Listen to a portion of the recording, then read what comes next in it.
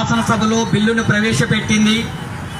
ఆ పెట్టినటువంటి బిల్లును కేంద్రానికి పంపిస్తే కేంద్రం 6 నెలలైనా సరే ఆ బిల్లును ఆమోదించకుండా అడ్డుపడుతుంది కేంద్రంలో ఉన్న బీజేపీ.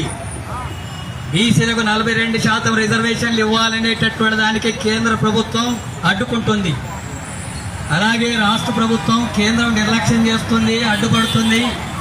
రాష్ట్రంలోనైనా ఆర్డినెన్స్ తీసుకురావాలని చెప్పి ఆర్డినెన్స్ తీసుకొస్తే గవర్నర్కు పంపిస్తే గవర్నర్ కూడా నెల పైన దాటిపోయింది, ఆర్డినెన్స్ ఆమోదించడం లేదు. ఆయన ఆమోదిస్తే ఆర్డినెన్స్ ఆధారంగా చేసుకొని ఎన్నికలకు పోవడానికి అవకాశం ఉంది. ఆ రకంగా అడ్డుపడుతున్నారు.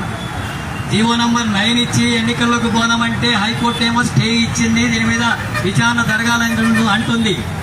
మరి ఈ నేపథ్యంలో బీసీలకు సంబంధించినటువంటి 42% రిజర్వేషన్లు అనేటటువంటి సమస్య మీద అన్ని రాజకీయ పార్టీలు మద్దతు ఇచ్చిన తర్వాత, శాసనసభ కూడా ఏకగ్రీవంగా తీర్మానం చేసిన తర్వాత, శాస్త్రీయబద్ధంగానే ఈ కార్యాచరణ అంతా కూడా ప్రణాళిక రాష్ట్ర ప్రభుత్వం నిర్వహించినప్పటికీ కూడా కేంద్రంలో ఉండేటటువంటి బీజేపీ అడ్డుపడ్డం అనేటటువంటి దాన్ని నిరసిస్తూ ఈరోజు చలో రాజ్భవన్ కార్యక్రమాన్ని సిపిఎం రాష్ట్ర కమిటీ పిలుపునిచ్చింది.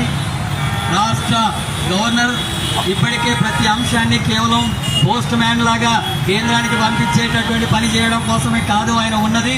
రాజ్యాంగ సంస్థల్ని కాపాడడం, రాజ్యాంగబద్ధంగా పనిచేయడానికి ఆయన ఉన్నారు. అట్లాగే కేంద్రంలో ఉండేటటువంటి ప్రభుత్వం అయినా సరే, హోంశాఖ అయినా సరే నిబంధనల ప్రకారమే దాన్ని కొనసాగించాల్సిన అవసరం ఉంది. కొన్ని కేసుల్లో ఒక